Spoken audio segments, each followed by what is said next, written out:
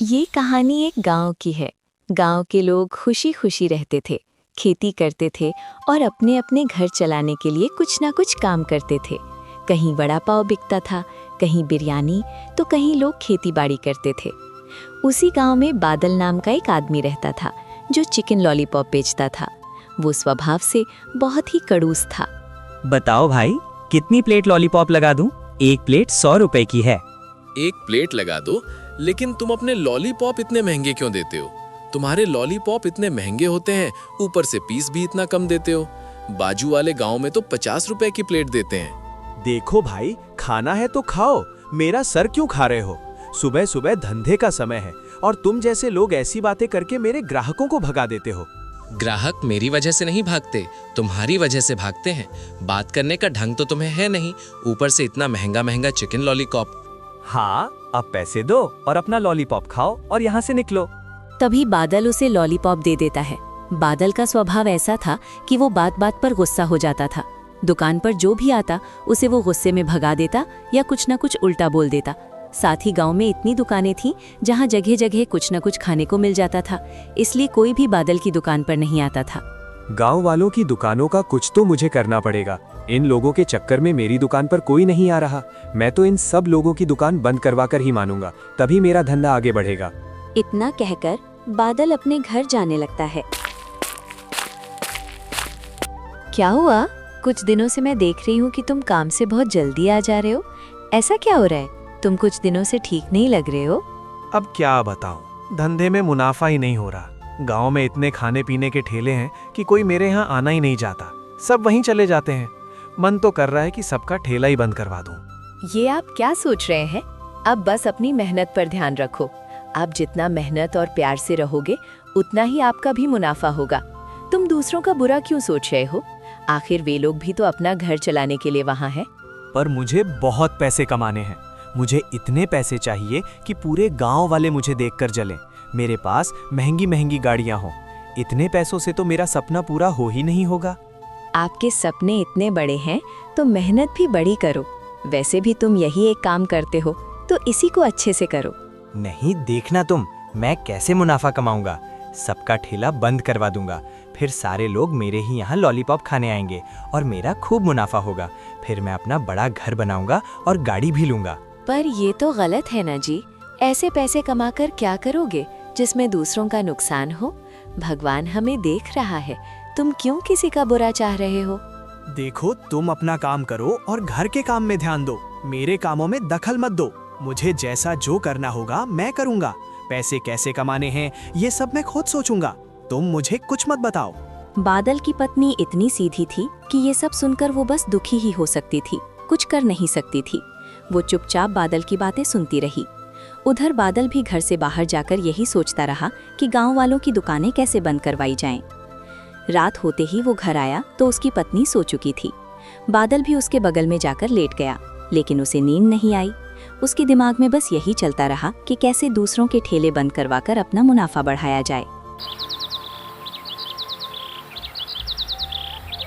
अगले दिन सुबह होते ही बादल अपनी पत्नी से कहता है, सुनो, मुझे शहर में कुछ काम से जाना है और मुझे आने में 1 दिन लग जाएगा। तुम खाना पीना खाकर सो जाना, मैं कल लौट आऊंगा। इतना कहकर बादल वहां से चला जाता है और चलते चलते शहर पहुंच जाता है। शहर में वो कुछ लोगों से मिलता है और उनसे कुछ बातें करता है। वो क्या बातें करता है ये किसी को नहीं पता होता, बस उनसे बात करता है और सारी बातें करके अगले दिन वो वापस लौट आता है। ऐसा क्या काम पड़ गया था कि आपको उसे पूरा करने में 1 दिन लग गया? वो सब तुम मत पूछो, मेरा काम है, तुमसे मतलब नहीं। चलो, अब मैं जाता हूँ चिकन लॉलीपॉप बेचने, वरना मेरे रेगुलर कस्टमर भी आना बंद कर देंगे।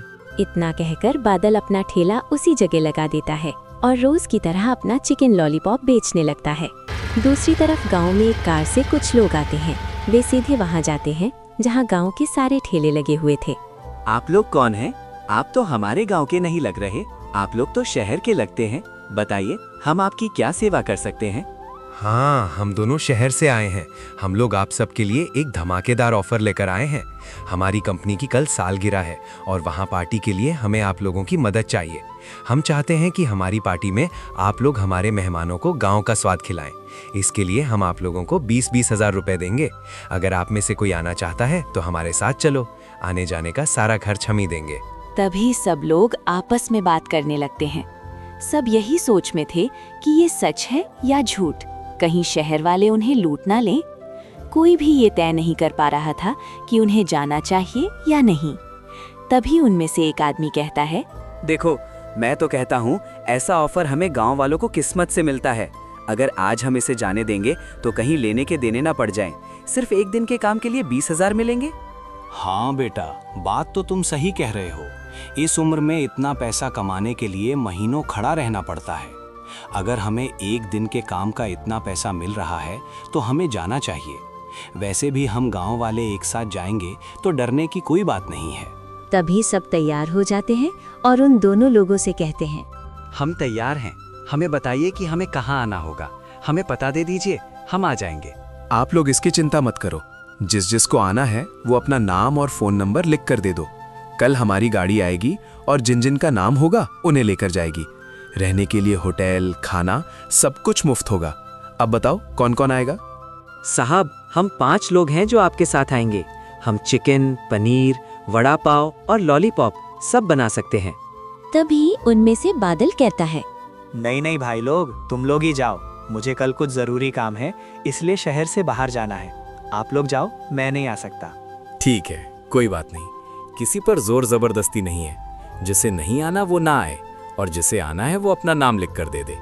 कल एक गाड़ी आएगी, उसी में सब बैठ जाना। वो तुम लोगों को होटल में पहुंचा देगी। सभी गांव वाले बस यही सोचकर खुश थे कि उन्हें सिर्फ एक दिन काम करने के 20,000 रुपए मिलेंगे। अब सब बस इसी बारे में बात कर रहे थे।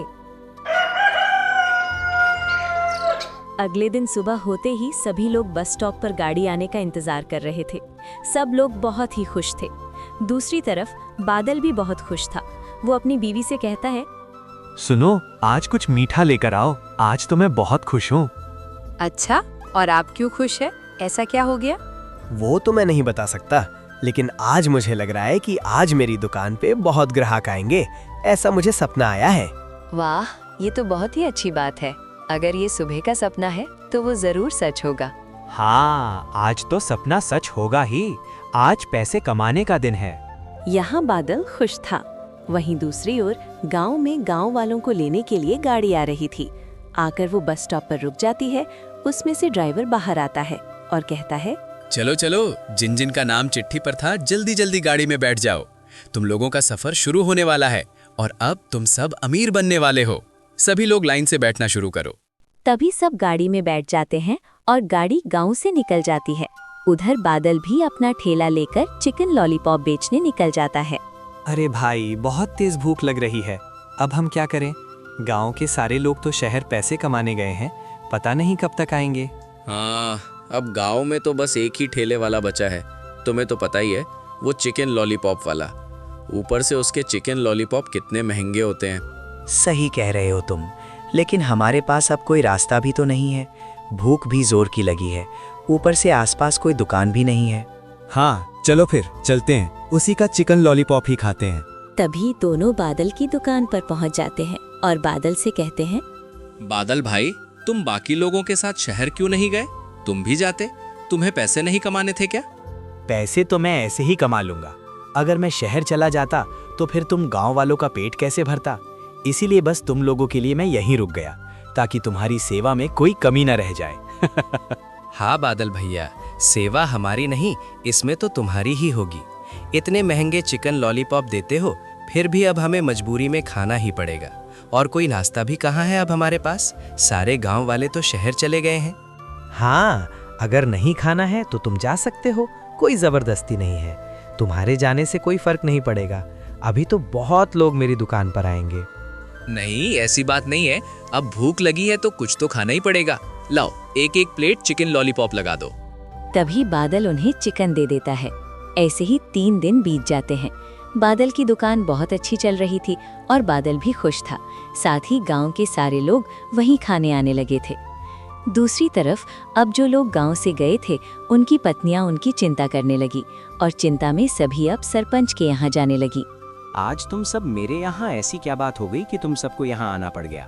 सरपंच जी, आपको पता ही होगा कि कुछ दिन पहले गांव में शहर से कुछ लोग आए थे जो हमारे पतियों को शहर में काम देने के लिए ले गए थे।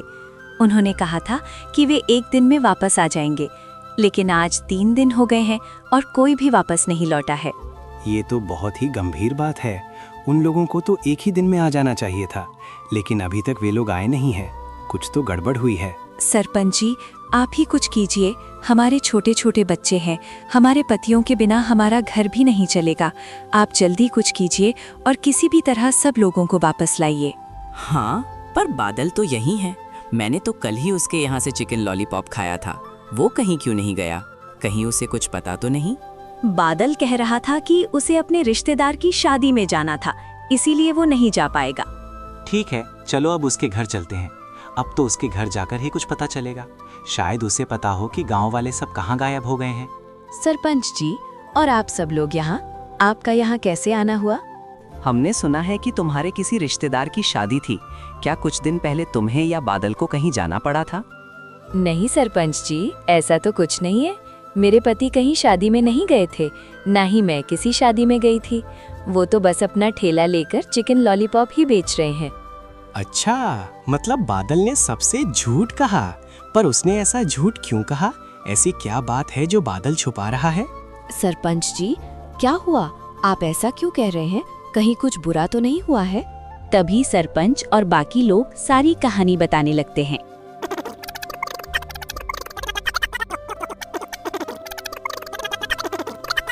ये सुनकर बादल की पत्नी के पैरों से तो जमीन ही खिसक गई। उसे समझ में ही नहीं आ रहा था कि उसके पति ने ये क्या कर दिया। सरपंच जी, मुझे लगता है ये सब मेरे पति ने ही किया है। कुछ दिनों से वो यही बातें कर रहे थे कि कैसे गांव वालों के सब ठेले बंद करवाए जाए। अच्छा, तो फिर उसने क्या किया, कैसे किया और कहाँ उसने गांव वालों को गायब करवा दिया? ये तो मुझे नहीं पता कि गांव वाले कहाँ हैं, लेकिन हाँ, कुछ दिन पहले वो शहर गए थे किसी काम से और 1 दिन बाद लौट आए थे। मुझे तो लगता है कि उन्होंने शहर में ही किसी से बात करके सारे गांव वालों को गायब करवाया है। ये तो बहुत ही बेहुदा हरकत की है बादल ने। चलो, अब बादल को सबक सिखाना ही पड़ेगा, लेकिन उससे पहले हमें गांव वालों को सुरक्षित वापस लाना होगा। सरपंच जी, आप पुलिस को मत बुलाइए। भले ही उसे कोई सजा दे देना, लेकिन बस पुलिस को मत बुलाना, वरना वो कहीं का नहीं रहेगा। वो घर आ जाएगा तो मैं उसे समझा दूंगी। बस आप लोग उसे माफ कर देना। ठीक है, हम पुलिस को नहीं बुलाएंगे, लेकिन अगर सब लोग सुरक्षित होंगे तभी, वरना फिर पुलिस आएगी। अब तुम दुआ करना कि सारे गांव वाले सुरक्षित हों। तभी सब लोग बादल के ठेले पर पहुंच जाते हैं।